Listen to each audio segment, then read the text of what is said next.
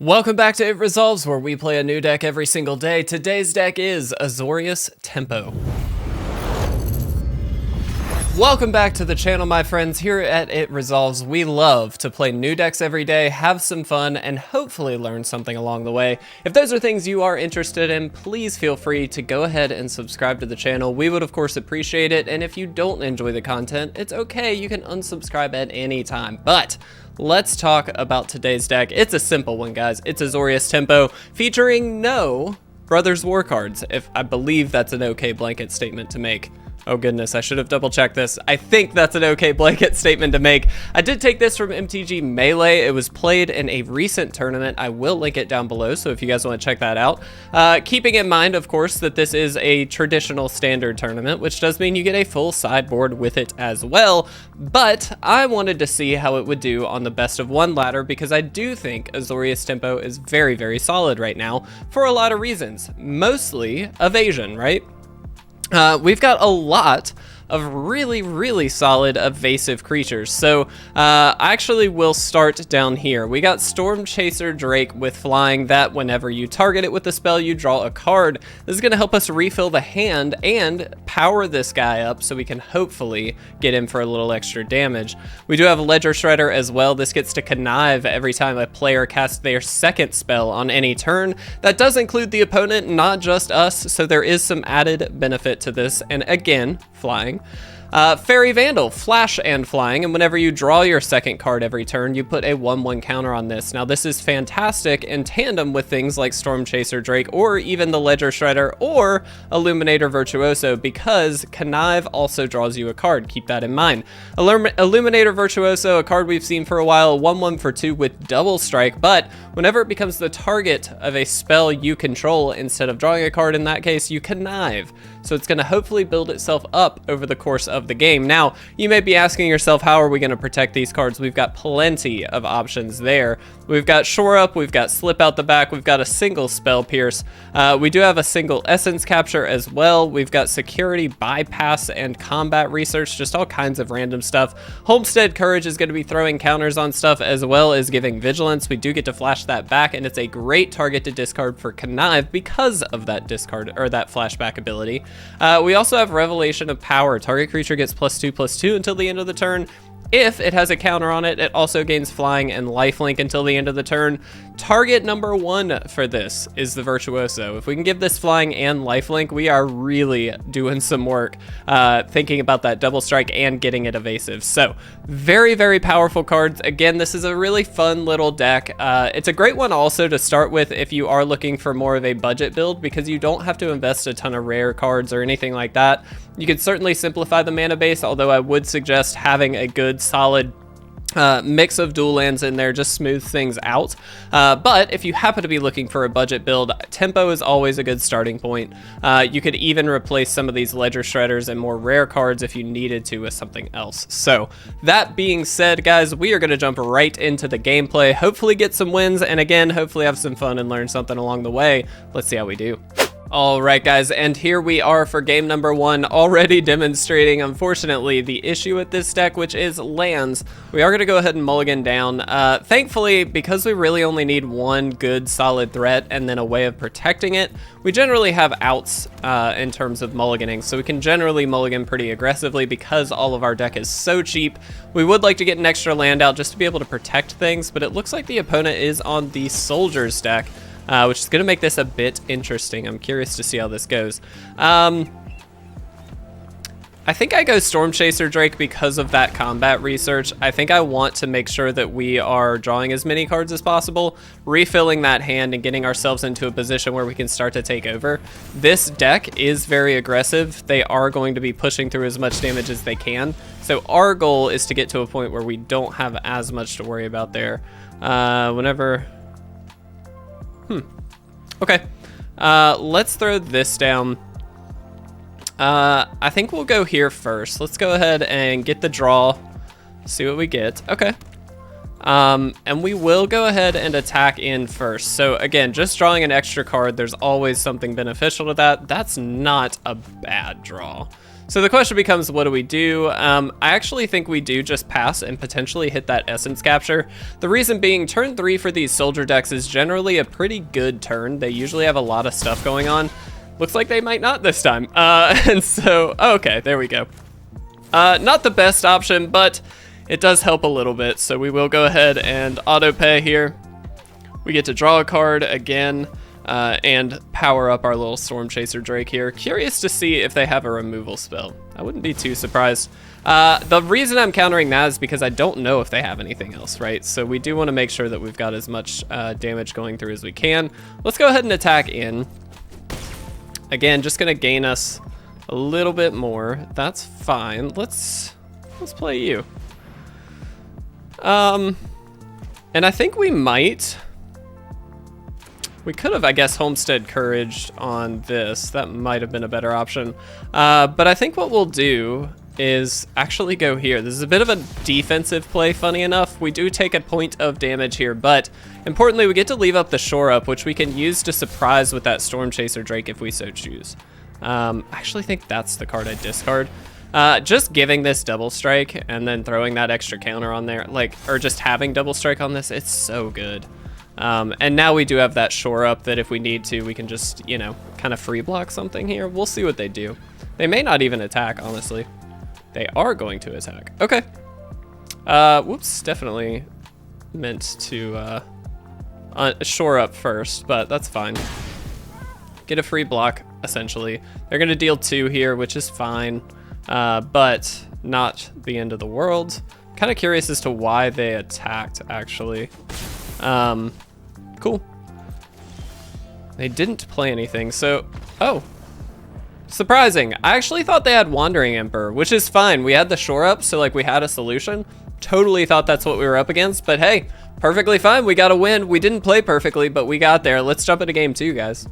What's up, guys? Just a quick break from the video to remind you that through the end of December, we will have our new proxy pack available via our Patreon rewards and select tiers. In celebration of Phyrexia All Will Be One coming early next year, we have the amazing Original Praetors as our Patreon rewards this month. Now, those include my all-time favorite card, Elishnorn, with Jenga Taxis, Sheoldred, and Vorinclex. Again, if you're interested in picking these up, guys, we really would appreciate the support, and it's a great way to pick up these awesome proxies every single month. You can do so at patreon.com/itresolves. Without further ado, though, let's jump right back into the video. All right, guys, and here we are for game number 2. I do think we can keep this one, albeit it's a little bit sketchy, but I think the Ledger Shredders are enough. We will see, of course, what we are up against here, but yeah, I think we actually just lead with that Deserted Beach. We're trying to avoid, of course, as you always should, having to take damage through Pain Lands, so naturally that's something you should consider at all times. I will throw one Ledger Shredder out here. Thankfully, we have the backup, so my thought is, even if they do remove this Ledger Shredder, we should have an option. We'll see. A little worried about that, but it looks like they're just going to Patchwork Automaton, which is fine, actually. They don't get an attack in, which is great. All right, well, we have some options. I think we're going to go for the high risk, high reward option. So we're going to do this. They both are going to connive, so we'll throw one of you back, which is great. I think we'll just throw that back. And then we'll get an attack in here, draw another card, and again, this is exactly what we're trying to do, right? We are just trying to build up some evasive threats and get that damage in while refilling the hand. We do kind of leave ourselves open here, so that's something that we have to always consider if you're playing this deck. Definitely be aware of the deck you are up against, because leaving up that Shore Up could mean winning the game or losing the game, depending on the scenario that you're in. So you really do have to consider all of those. Enthusiastic Mechanaut, interesting. I actually haven't seen this card having been played at any time, so this is kind of interesting. This is also perfect because they played a second card. Kind of on them for doing this. We actually get an extra connive on these, which just means they don't get an easy attack, right? So that's super, super helpful. All right, let's play you. I think we'll play this. Again, keeping in mind, we can shore up at instant speed and untap any of our creatures. So if they decide they want to attack in, we actually do have some solutions there. We get to draw a couple cards. Fantastic. Let's go ahead and throw the Illuminator Virtuoso down. I'll throw one of you back. I think I'll throw a Combat Research. As much as I really like Combat Research, of course, I do think this is a scenario where it's okay not to run it. And we'll see. Again, the positive thing here is that they haven't done much damage to us, well, any damage to us. So they can get a big hit in here, and we could probably just take them down next turn, right? So like, that's kind of the goal. We actually get extra damage in here, or excuse me, extra connive triggers, which is great. I don't want to show them the shore up if I don't have to, because that will kind of give away what our game plan is here. I'm just gonna get rid of that slip out the back. It doesn't seem like removal is high on the opponent's hit list here, so should be okay. Sure.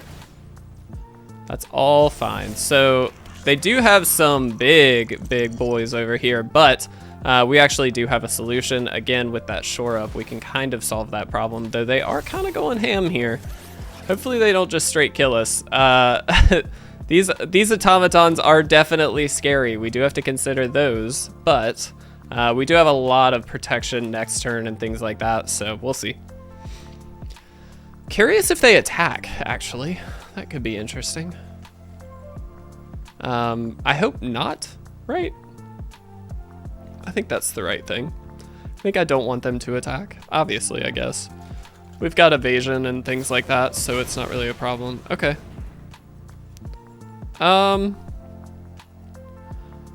Do we let that hit? That's a really important question, because we can save it. I think we die if we do that. So the reason being, they then just get to attack in with everything and we really can't do too much. We get to leave up better options this way. Yeah, so.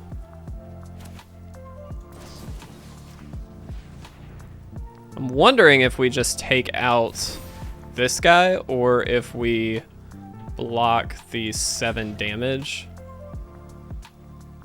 I think we just block the 7 damage.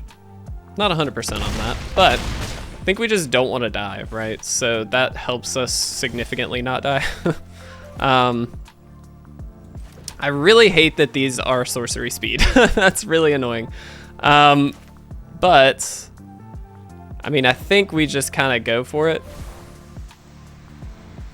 And we're just gonna spread these out. So I'm trying to make each of these lethal as best we can. Ooh, that's so good. Okay, so I think we get rid of a Virtuoso. That's actually really solid. There is, of course, some possibility of still losing here naturally, but I don't think we need combat research. Okay, so 7. We could bounce this, and then we just win. So now, yeah, they just don't have anything. Oh, thank goodness, we did it. That was amazing. Guys, we are 2 for 2. Let's see if we can keep it going. Let's go for game 3. Hopefully we can get there. Look at this, ranking up to gold 2. Heck yes. Let's see what we can do, guys. All right, guys, here we are for our 3rd game. And we can keep this. It's not ideal. And I'll tell you why. The reason being, we don't really have that much protection. We have a Fading Hope, which obviously we can use on our own creature, but we'd really rather not. That's more just to get stuff out of the way in a deck like this, because we are just trying to tempo out the opponent. However, we do have 2 lands here, both colors of mana. I think it's enough to go for it and do our best with. I think we go Storm Chaser Drake. It does have the highest draw upside, so I think this is probably just the best bet. Probably the greediest bet, to be honest, but that's fine. I like being greedy. That's what we do. Yeah. Guys, I hope you're also having a fantastic weekend. I know we're just kind of getting back into the swing of things here at It Resolves after Thanksgiving and being sick and all kinds of stuff. We are getting down towards the end of the year. I will just go ahead and tell you, without spoiling too much, that John and I have been in contact and kind of discussing ideas for bringing back certain pieces of content that we weren't necessarily doing for a little while, or trying some new content ideas that I think will be very fun for hopefully you guys to be a part of as well in some cases. So I'm really excited for that. I think it's going to be a really good time. John's got some great ideas. I've got some ideas that I think together we can really do something awesome. And I think that's really our goal now, is like we want to take this a bit further, right? We want to do the best we can to make really fun content for all of you guys on a regular basis, and we certainly have some solid ideas for that. I mean, do we go for this? Like, I kind of want to. It's a little aggressive. I'm gonna say let's not be overly greedy. That might be a mistake, but let's not be overly greedy. I think we need to spread the board out a little bit. So I'm gonna go for the Virtuoso here. And we'll see if it works out. We could have, I guess, gone for Ledger Shredder. That might have been better, but we'll see. They do get to throw a counter here on the veteran and get a solid attack in, which is perfectly fine. We might be able to get a world together where we can kind of mess with them a little bit, but we'll see. Let's do this first so we don't necessarily take extra damage. There we go. Let's get you out there.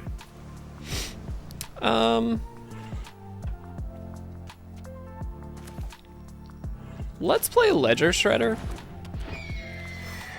I'm gonna attack in with both here. We're gonna be aggressive. I want them to block. I really, really want them to block. They didn't. They're thinking. Okay, that's fine.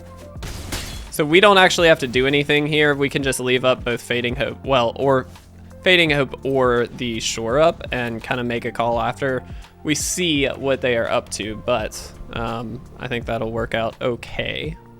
We also just get to untap a creature. That's kind of the benefit of Shore Up, is not only the hexproof, but the 1/1 and the untap is like kind of ridiculous. That's good. Don't love that, but that's fine. All right, let's see what they do. Let's see. Let's go into full control. Do I... We should have actually been in full control already, I guess, but that's fine. No, wait, why? Does this block me from... Oh, god. Yep, totally does. That was a huge mistake. That's fine. All right. Let's see what we can do. Let's go here. I kind of want to entice them to block a little bit. I'm actually gonna get rid of a Fairy Vandal. I don't really think that's all that helpful anymore. Let's do it again. Ooh, that's a fun one. Can we win this turn? We might be able to win this turn.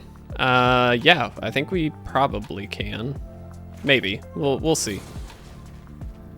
Oh yeah, definitely can, right? So let's bounce you just for the heck of it. Sure, sounds good.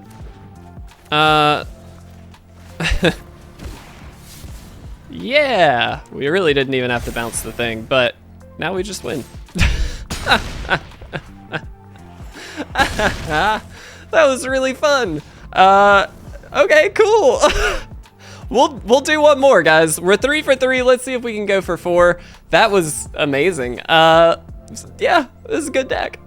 All right, guys, here we are for our last game. I can't believe how beautifully that last game played out. I'm gonna have to mulligan this. We do need creatures. That's just kind of an important piece to the puzzle. This is a little creature heavy, but I do think we keep it. We can throw that deserted beach out first, and then we can choose what we need to throw out after this. I'm gonna go Virtuoso.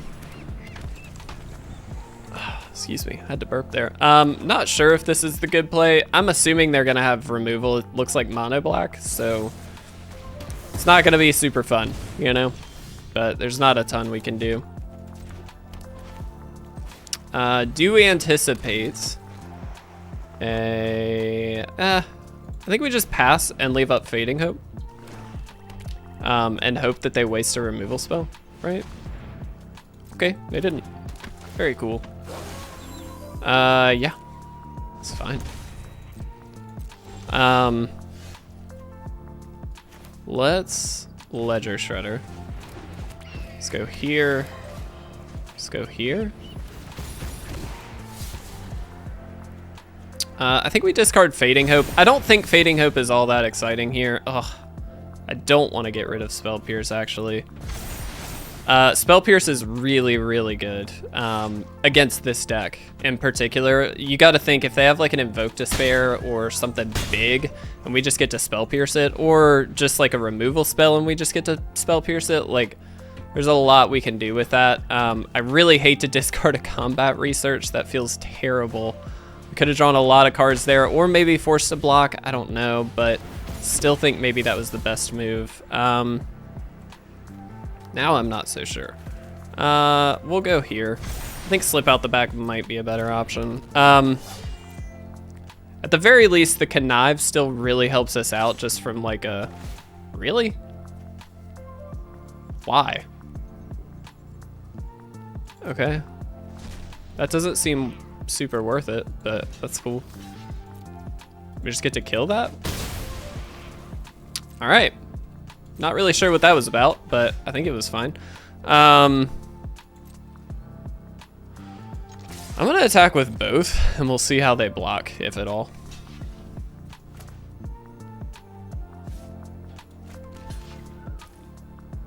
Okay. I think then we just kind of let both of those happen. That's fine. Cool. So yeah, they might get an attack for 6 in. 6 in. If they do, untap it, remove it from combat. Okay. So do we want them to draw a card? I'm gonna decline. I think they can just have 6 damage. I don't really think that's that big of a deal, to be honest. This is a bit tricky. We'll discard you.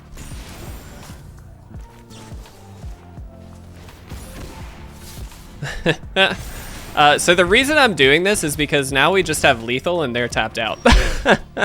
So that was pretty good. Yeah, guys, undefeated run, 4 games. That was amazing. Let's go ahead and wrap this one up, guys. I'm really stoked about this deck.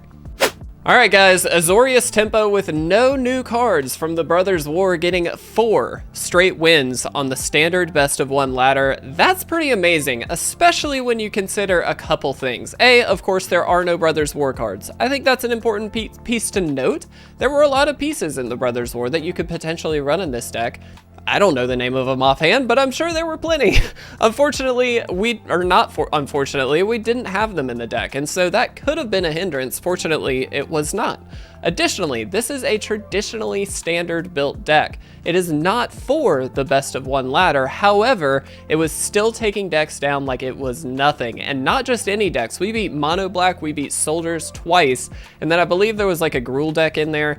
That was maybe a little less enticing, but the other 2 decks are pretty big decks to beat right now, and we were able to do it. That was amazing. I am very happy we were able to test this one out, guys. I really hope you will take this, tool it out a little bit, maybe see if any of the Brothers War cards do fit into this deck, because I think maybe there's an option or 2.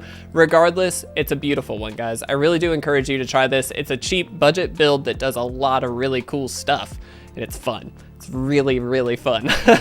So guys, thank you so much for watching. Again, I hope you have a fantastic weekend. Hopefully I have a video for you tomorrow. We'll see. But guys, I love you all. Thank you so much. Don't forget to subscribe. I'll see you again, hopefully soon tomorrow. We'll see.